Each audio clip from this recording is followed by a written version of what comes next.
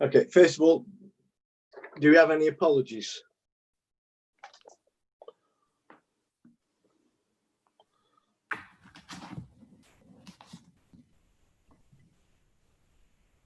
Can you hear me?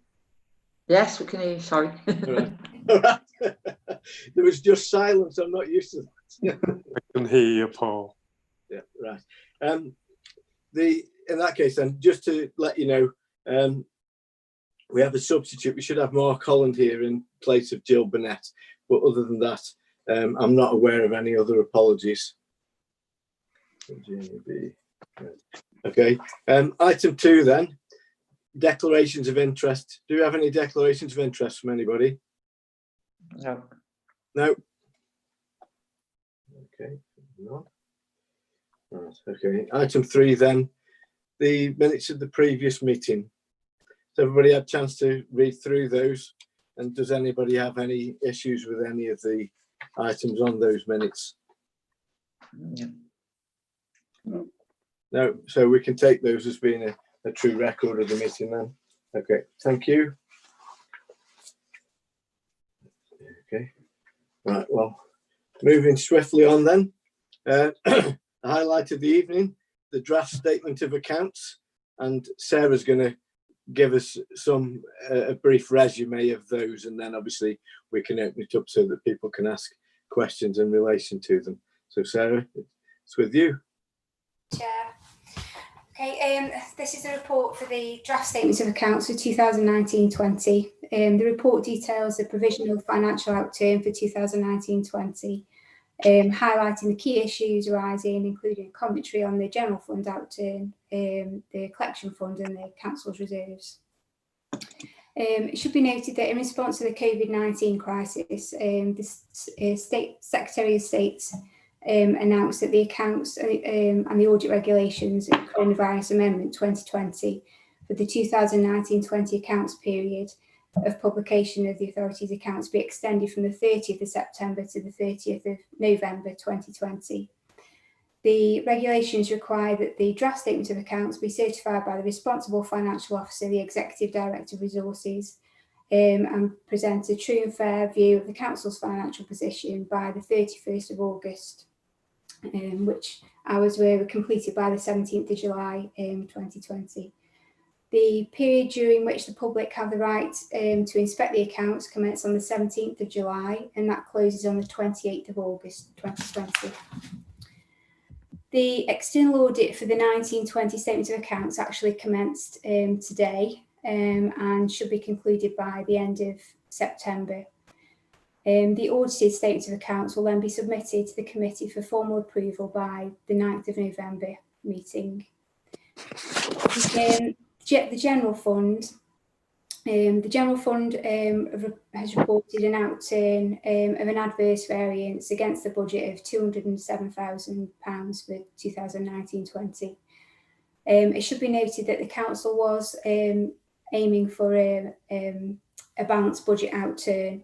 However, due to the COVID crisis and it commencing just sort of in the middle of March, we've incurred considerable losses of income and had to invest in some additional ICT equipment regarding staff working from home. So that's resulted in us having a £207,000 adverse variance at the end of 2019-20. The COVID-19 adverse variance of £207,000 consists of losses from Jubilee 2 income, car parking losses, licensing losses and court summons losses, together with an investment of £12,000 for some additional ICT equipment to enable staff to work from home efficiently. The £207,000 shortfall has been transferred from the general fund reserves, and that's reduced the £1.448 million balance down to £1.241 million. The collection fund is stated on page 66 of the draft statement of accounts. The overall fund experienced a surplus of £2.7 million during the year, including contributions to the previous year's surplus or deficit leaving a balance of an accumulated surplus of £3.9 million. On the balance sheet, I'd just like to draw your attention to a couple of areas. You may recall from last year that the external auditors sort of focused on two main areas in the statements of accounts. There was the property, plant and equipment and pension reserves. Again, the audit will again focus on those areas this year. But with respect to the property, plant and equipment, the council have actually implemented a SIP for asset management software during 2019-20. This was to enable us to produce more efficient, accurate records for the auditors to use during the audit, and we enabled us to go through and data cleanse all our information before we imported it onto this to the asset management software. In addition to this, we had an issue last year regarding the Valuation Index that we used, which was SPONS. Now this was due to a misprint in the actual book that our valuers use. So we've moved away from SPONS this year, and we actually use an indexation method of BCIS. So that should also enable us to have more accurate records this year. I'd also like to draw your attention to the pension valuation. During the year, the pension valuation, the liability has actually decreased from 76.138 million to 59.846 million. This is quite a considerable decrease, and it's due to a formal actuarial valuation which is carried out every 3 years, where the assets and liabilities are reviewed and recalculated. The liability position, therefore, is at the 31st of March 2020. It's based on the new roll forward for the 2019 formal valuation, which obviously differs from the previous, which was done and carried out in 2016. The remeasurement looks at things like return on planned assets, changes in demographic assumptions, changes in the financial assumptions. So there can be quite sizable shifts in the assets and the liabilities figures in there. It should also be noted that the statutory pension fund is currently being audited itself at the moment, and that should be concluded by the end of August. The capital expenditure during 2019-20 stood at 2.9 million. We originally had a capital programme of 6.9 million, which included £1 million for a contingency fund. Due to the new waste service coming in, a crossover of 2 financial periods, this is why we have an underspend of the capital programme, and the remaining balance of that has been moved forward to 2020 to fund the new waste vehicle fleet. The 2.9 million expenditure has been covered by capital receipts, government grants and Section 106 payments during the year. I'm happy to take any questions on the accounts if anyone's got any. Thank you, Sarah. Right, I'm having to scroll the screen across, so please bear with me if you've got your hand up and I don't get to you straight away. Do we have any questions from anybody? Well, Paul, I'll ask one. You don't have to. Well, I'll just ask one. Sarah, obviously through the chair. First of all, thank you very much for what you've done, and thank you for the statement of accounts. I mean, it looks so much clearer now over this last couple of years, and it's looked in a long, long time. I'm desperately trying to stay with this set of accounts and not looking forward too much. But the accounts, the last time it came to us, the forecast was a small gain. the impact of coronavirus has obviously been crippling to the authority. Is this a snapshot of what we're walking into next year as well, though? I mean, you've said that some of the costs have been offset by government intervention and various other and using reserves. But at some point, all the alarm bells ringing from a set of accounts point of view, and not being alarmist, but from a purely financial point of view, is this set of accounts sending the clear message to how we need to manage this year coming as well? Yeah, there's currently a lot of work obviously going on with looking at the financial resilience and obviously the medium-term financial strategy moving forward. We have had some government support, and like I say, there's considerable amount of work going on that we need to sort of, just make sure that we are in a position to be okay this time next year. And this will be discussed at the FAPS meeting, I think, in more detail for next year, as opposed to looking at the 1920 accounts now. Is that okay? No, that's fine. Okay. Thank you, Chair. I think the issue with it, Mike, is that we really don't know what's going to happen tomorrow. I mean, we could have another wave of the virus and that will throw everything up in the air. And I think the only thing that we can look at here is whether we're confident that we're at least doing what we can to try and keep everything on an even keel. We've had significant drops in income, and clearly the government will inevitably bail out certain areas of that, and we'll just have to see what goes on. I think this council is probably in a better position than many, and I'm confident that the department's going to be keeping a very close eye on it. But sadly, we can't really do a great deal more than that. I don't know whether Jan's got any more to say about that, perhaps. Thank you, Chair.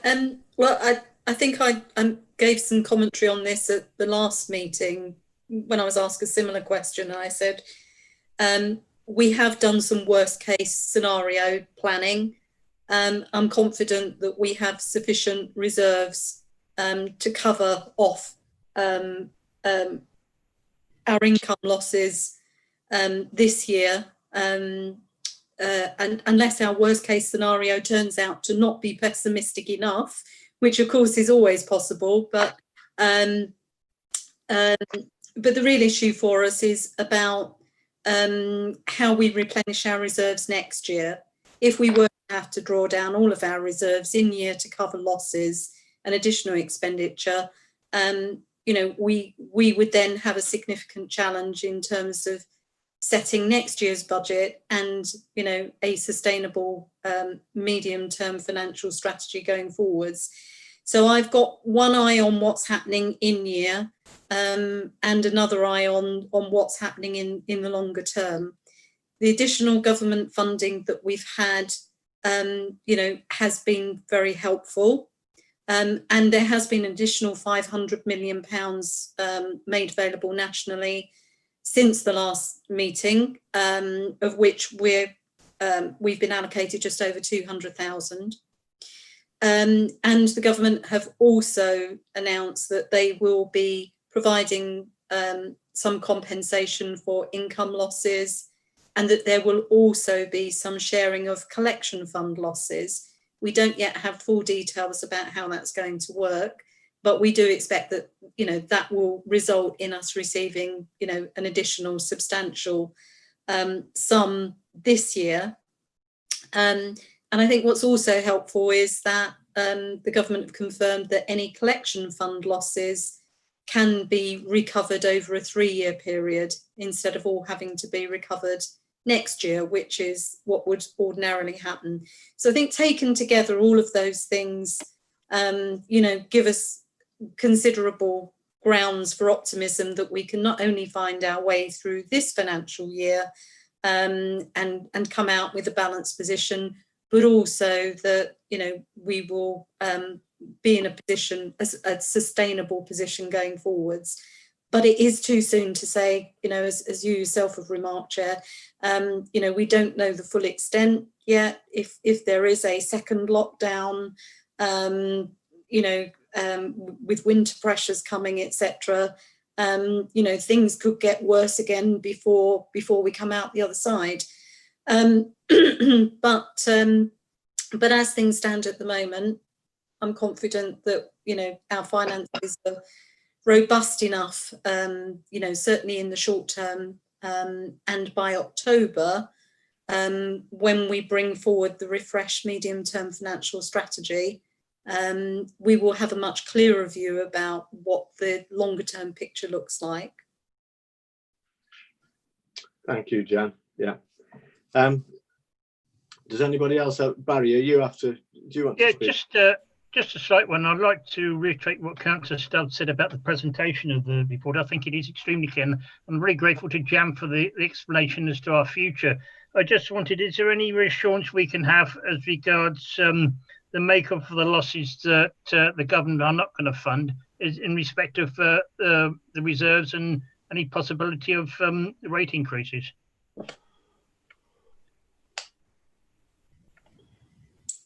Shall I take that, Chair? Yes. Question? Yes. Well, as I say, the government have said that there will be a mechanism for sharing irrecoverable collection fund losses. So these are amounts which we can't recover, for example, because the businesses concerned, have closed their doors, or council tax debts that, we just can't recover because people don't have the means to repay them.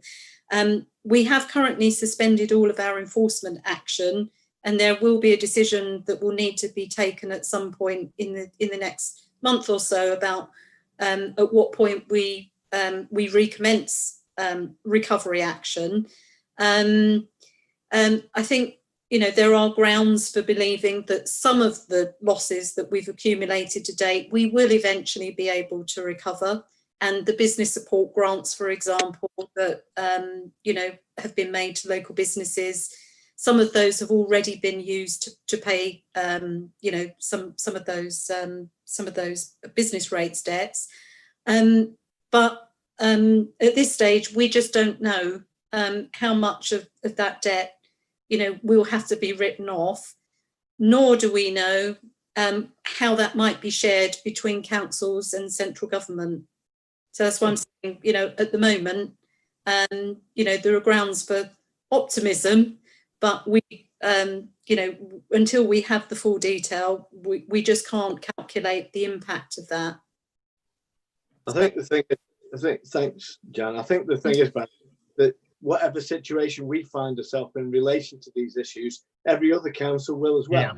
So clearly the government will have to step in and either provide funding or there will be rate increases, but it will be across the board and everybody will presumably have to deal with it in exactly the same way. So, it's one of these difficult situations. We've not been here before, and it's going to affect the country as a whole, isn't it? Okay, thank you. Do we have any other questions, Mike? Yeah, to try and bring this back from a FRAP meeting back to audit. Obviously, what we do as a committee is mandated, but stepping away from that, is there anything we as a committee or as members can do to help, especially with this report, the draft statement, and then it becoming the full statement of accounts? Is there anything we can proactively do to help the department to push this through, and actually with an eye on looking forward? Thanks, Chair. I'm not sure what the answer to that is, Mike. I'm quite happy for someone to say. I'd have thought probably if we don't ring them and just leave them in a room on their own, probably the most proactive thing we can do. But I mean, all I would say is that not being flippant. If the staff do feel that there are any issues that they need to discuss with anybody, then I'm certainly more than happy for them to come to me and then pass them out to members of the committee if we can indeed be in any way helpful to them.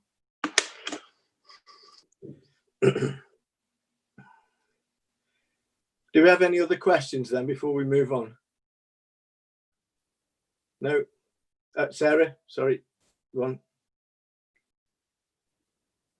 It's not a question really, it's just congratulations, Sarah and team. I think you've done really well to get this done in advance of that deadline, given that you're all working from home and, you know, having to communicate in very, very different ways. I think you've done a fantastic job, so well done. Very much. Okay. Yeah, obviously, I'd like to thank you on behalf of the committee as well, Sarah, because we know that it's been, you know, a big change for you this year and all this extra work and a fixed asset register and all sorts of other things. So, you know, there's been a lot of work involved. So very well done. And we'll look forward to seeing the audited accounts later on in the year. Right. So if we move on then to item number 5, the Treasury Management Annual Report, and Jan's going to run through this for us. You can find it on page 97.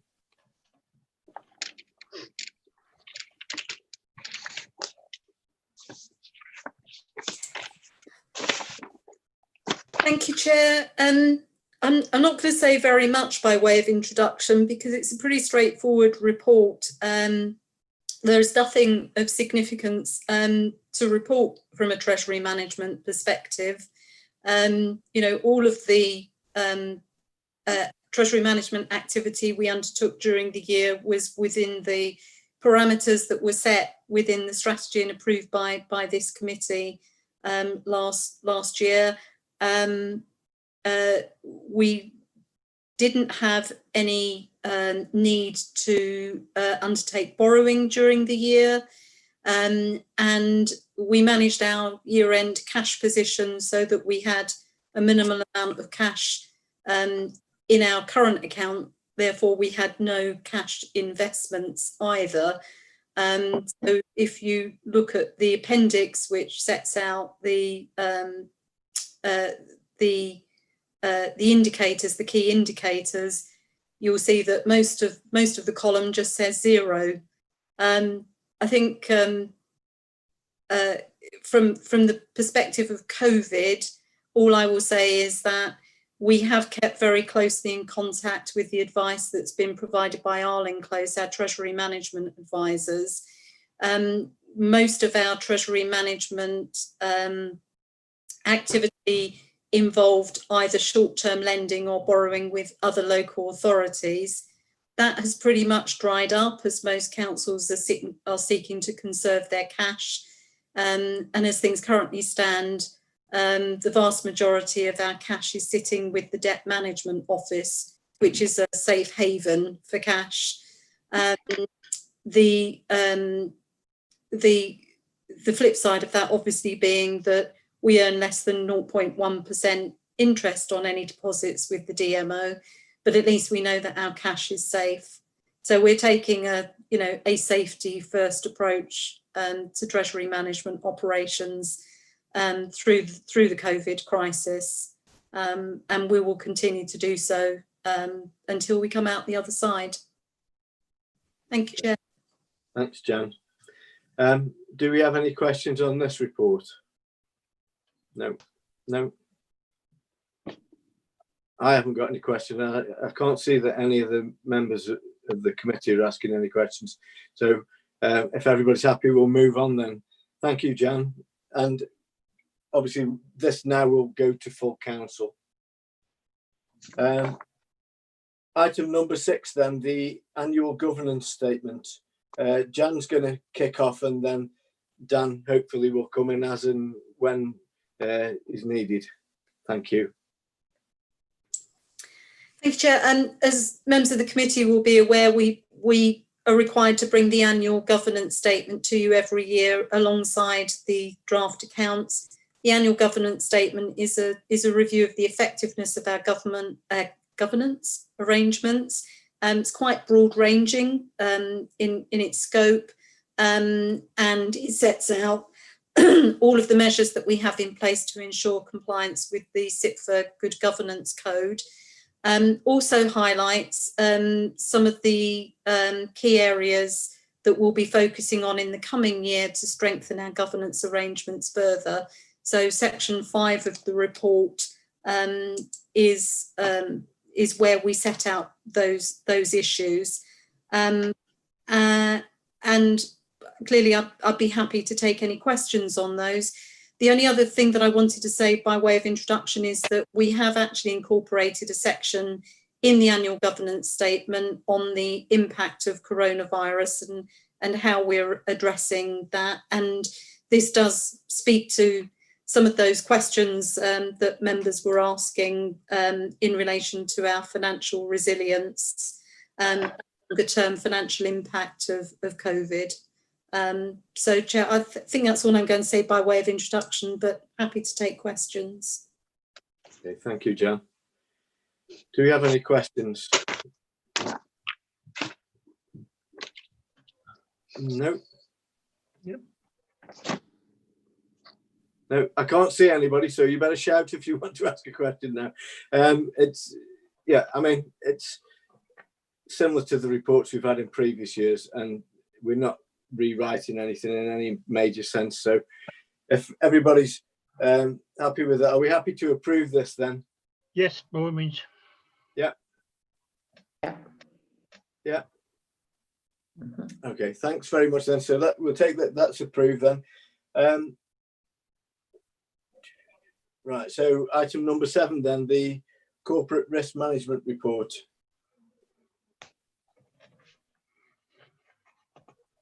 That's Jan again. Yeah, excuse me, Chair. I'll just clear my throat. Yes, so this is the report that we bring to you every year, where we update the risk management policy and the risk management strategy, as well as reporting the latest corporate risks, the heat map that you're used to seeing at each quarter that we present to you. There have not been any significant changes to the policy or to the strategy, just minor updates and amendments. But I'm happy to talk you through the heat map if that would be helpful. Those, in particular, those risks where the risk rating has increased. So if I can just take you to Appendix A on the report, and to note we do have a different layout. So hopefully you'll find this layout a bit clearer and a bit more informative to what you've seen previously. And if not, then I'm sure you'll give us some feedback and we'll have another go at it. But the risks that have increased in light of COVID, you won't be surprised to hear, are the financial risks that are on the corporate risk register. In particular, the adequacy of balances and contingencies, income shortfalls, not being able to achieve savings built into the budget, and then a risk around sort of commercial development, some of the commercial activities, income generating activities, and that would include growing the membership at J2, for example, all of which have been impacted to a significant degree by COVID. So, the report sets out the specific actions that are being taken to manage those risks. And most of those actions are the ones that we've already touched on in the discussion. But just to add to that by saying that we are spending a great deal of time at the moment developing a financial recovery strategy as part of the overall COVID recovery plan. That work is ongoing at the moment, and it will be feeding into a refreshed MTFS, which will be presented to Cabinet in October. And as part of that, we will be looking at what actions we need to take to put our finances back onto a more sustainable footing. But in the meantime, the executive management team are keeping these risks under continuous review. They are being reviewed on a monthly basis as further information is coming through. Thanks, Jan. I think, without wanting to sort of tread on the toes of the FAPS committee, I suppose a lot of that strategy will go into there, but I suppose it's probably best if we just keep abreast of it and maybe get an update at subsequent audit meetings, just so that we're au fait with it, but not to necessarily scrutinise it in any great detail, because there's several people who are on both committees in any case, but I think that's probably the committee that it would need to go to for any level of scrutiny, but I think we do need to be cognizant of it. Do we have any questions then, Mike? Just with regard to the financial risk, just looking through some of the action plans, lobbying the government, how are we doing that? Are we doing that through the LGA? Are we doing it through individual members? How's that taking place? Well, through a variety of means. So we are collectively lobbying with other councils through the LGA, but we're also lobbying through our local MPs, and we're having direct conversations with government as well. So, we're using all of the different means at our disposal to make sure that, the message gets home to government that, we urgently need financial assistance. And I've been round the block several times, in lobbying government on various financial issues. And I have to say that, I've been pleasantly surprised at, how receptive government have been. That's not to say that, we will be fully compensated for the financial impact.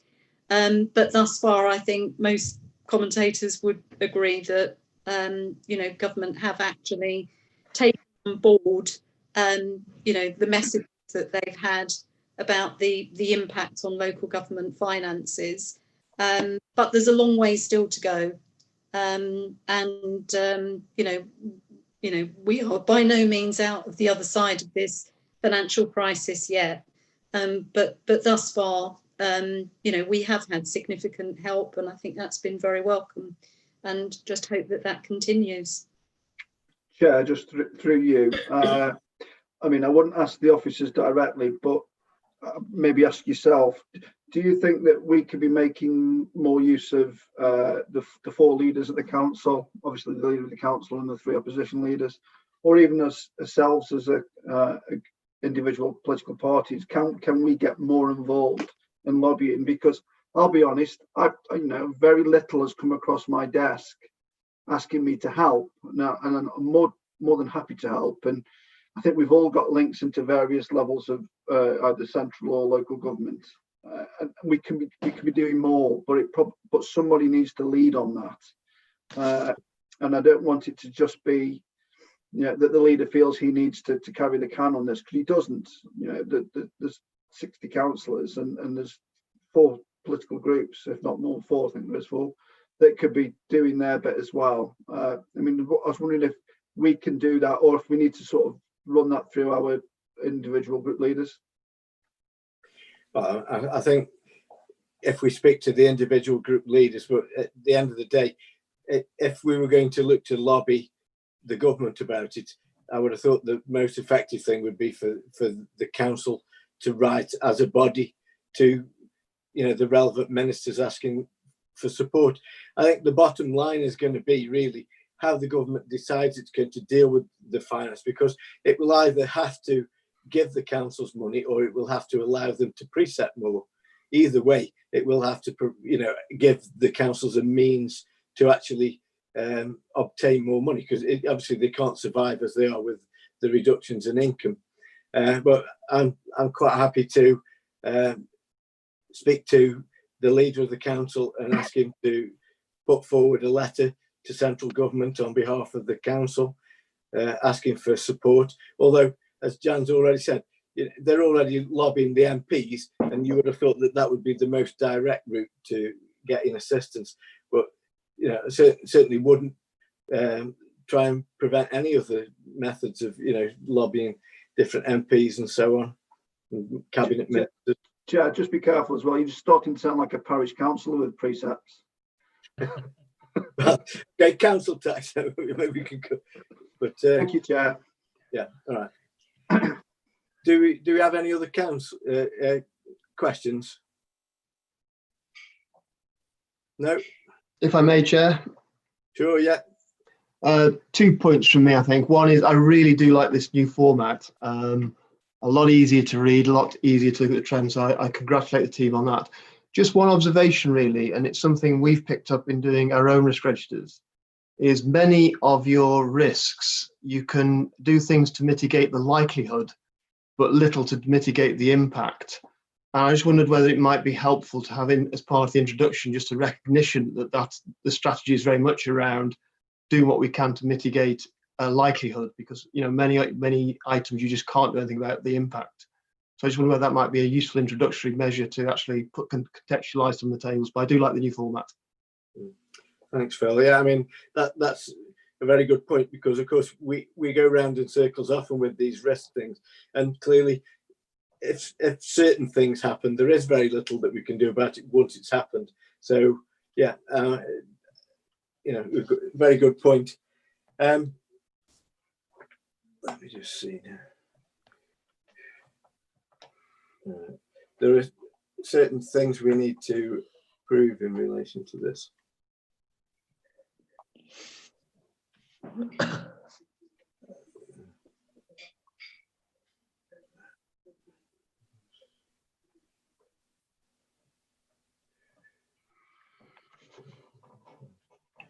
Right.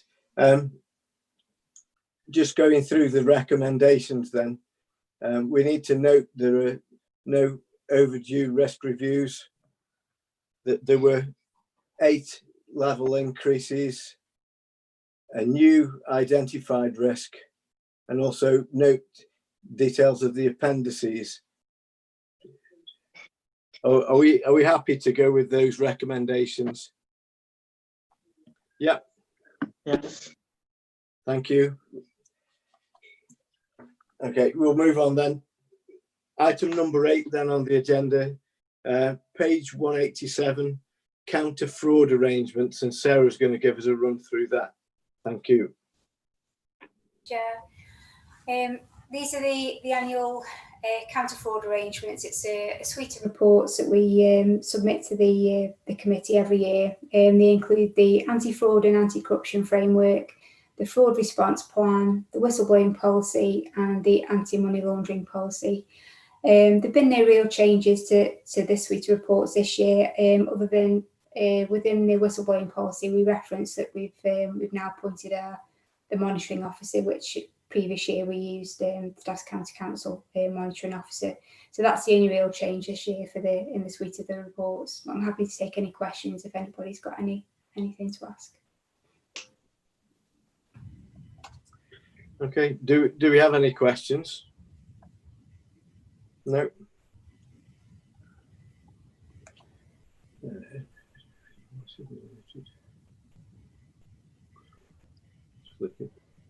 No questions.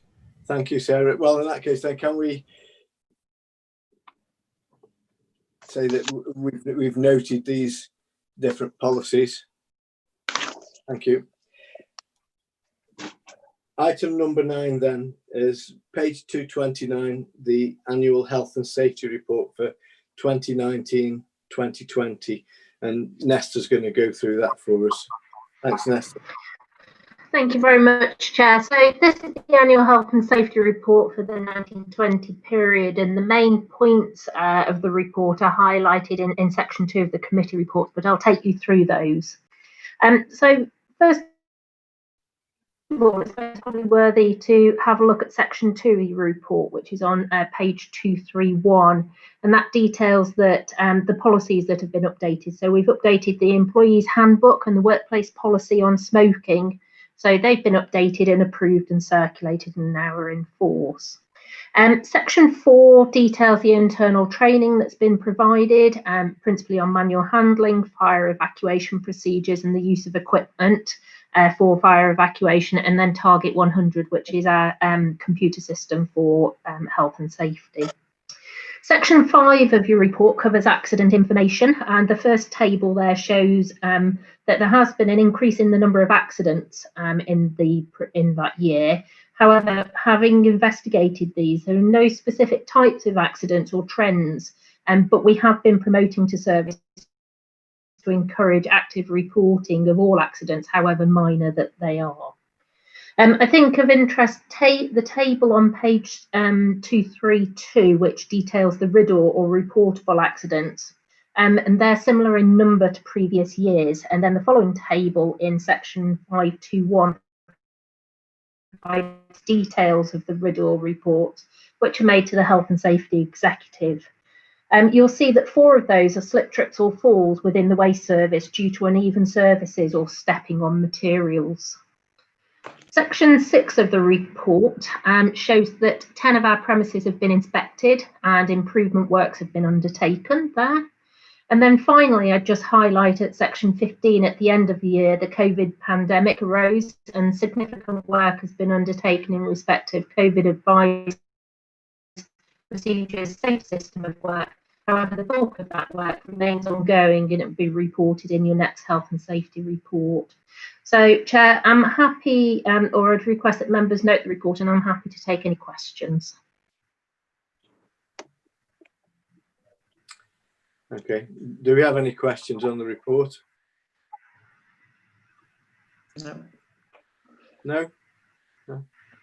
Okay. Could we record then that we've noted that report? Thanks, Nan. Thank you very much. Thank you. Okay. Right.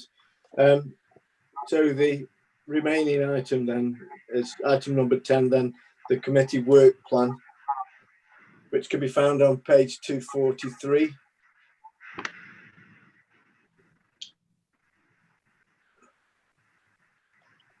Actually, mine's showing 241, but you should find it on page 241. Does anybody have anything that they would like to see added into this report or into the work plan for the next meeting or the subsequent meetings? Yeah, can I just ask? Yeah.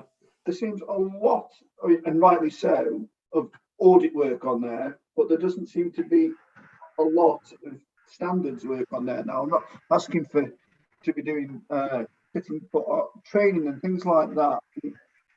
Are we trained well enough should an occurrence occur that we need to do standards work? Because I mean, I've done it, but it was 3-4 years ago. I suspect there's members of this committee that have never been anywhere near any standards training.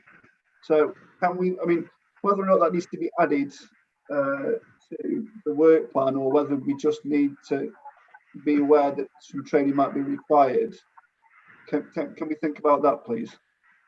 Yeah, I mean, it's a good point. I also did some standards training, but it was quite some time ago.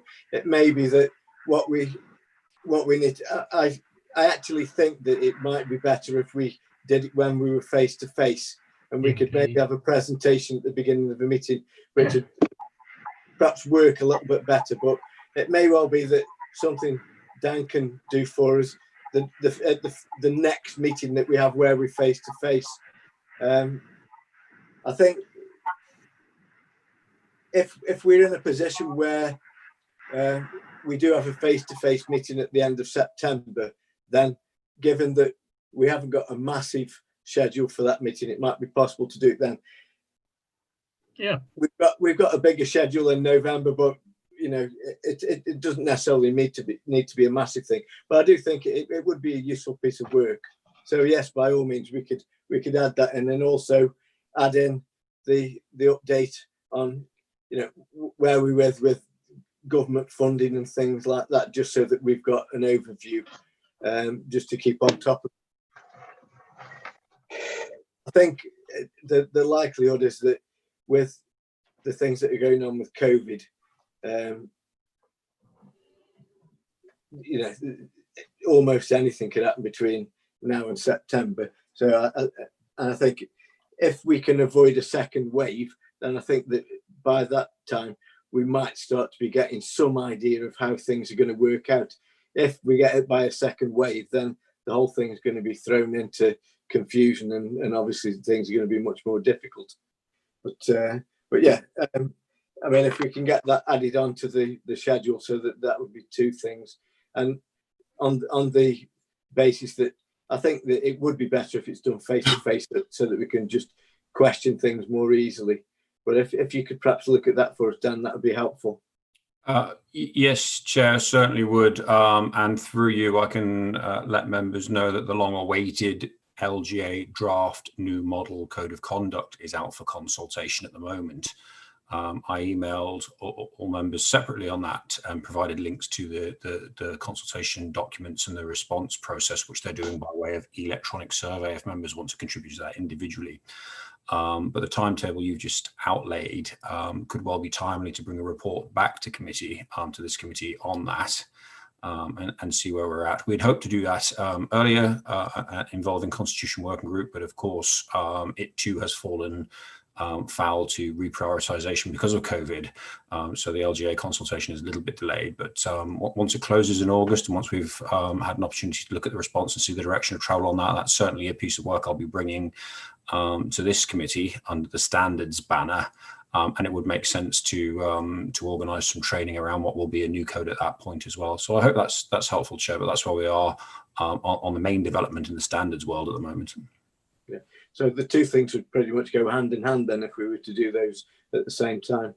Yeah. And I think you're right, Mike. It would be a good exercise to carry out. So yeah, right. Okay. Do we have any other comments on the work plan then? Barry? Yeah, just a footnote on what you said about standards training.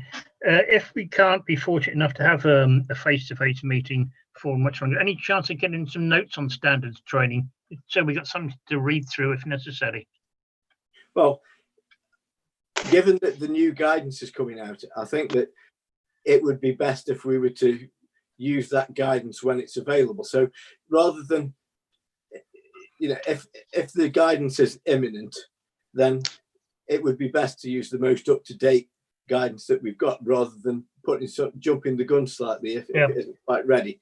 But either way, yeah, I mean, it does need guidance, and obviously for those people who haven't done any training in standards, then it would certainly be useful to have that.